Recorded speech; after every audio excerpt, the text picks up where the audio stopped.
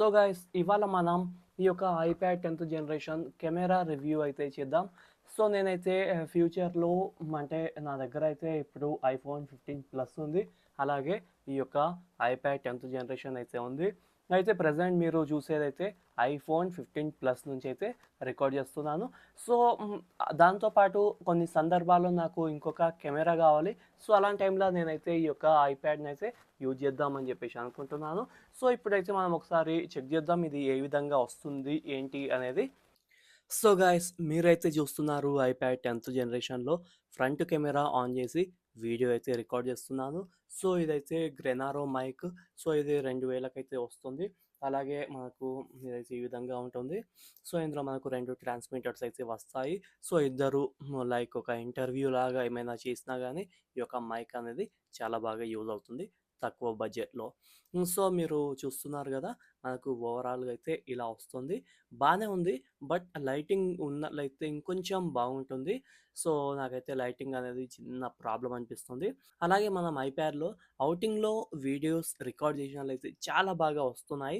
But ఇంట్లో అనేది lighting సరిపోకపోవడం వల్ల కొంచెం మబ్బుగా అయితే అనిపిస్తుంది. అలాగే మనకు ఈ యొక్క హోల్డర్ కానీ ట్రైపాడ్ కానీ లేకపోతే చాలా అయితే ఇబ్బంది అవుతుంది.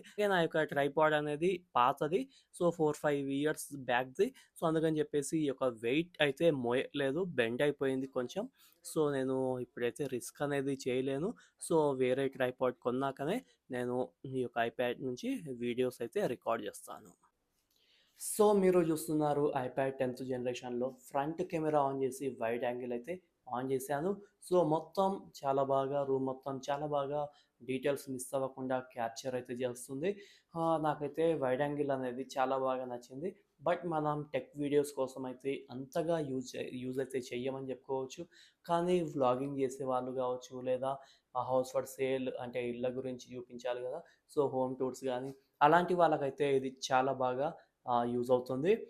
సో ఇంత మరి ఇందులో మనం ఇంకేం చూపించలేము. ఇదైతే మాది చిన్న హాల్. ఇందాక ఉన్నదైతే ఒక బెడ్రూమ్ ఉన్నది ఒకటే.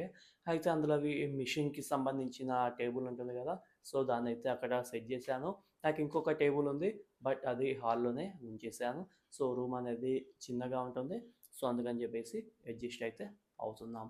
అలాగే ఇంకొన్ని వీడియోస్ అయితే నేను అవుట్డోర్ అంటే డోర్ అవతల కొన్ని షూట్ చేశాను వైడ్ యాంగిల్, అలాగే నార్మల్గా కూడా. సో అవి ఒకసారి చూడండి, మరి అవి ఎలా ఉన్నాయో మీకు కూడా తెలుస్తుంది. అండ్ ఒక చిన్న రిక్వెస్ట్, మీరైతే మన ఛానల్ని అయితే సబ్స్క్రైబ్ చేసుకోండి ప్లీజ్. మన ఛానల్ని సబ్స్క్రైబ్ చేసుకొని మీ యొక్క సపోర్ట్ అనేది నాకు అందించండి. ఐఫోన్కి ఐప్యాడ్కి అలాగే మన టెక్నాలజీకి సంబంధించిన మంచి మంచి కంటెంట్ అనేది నేనైతే మీకోసం తీసుకురావడానికి ప్రయత్నిస్తాను.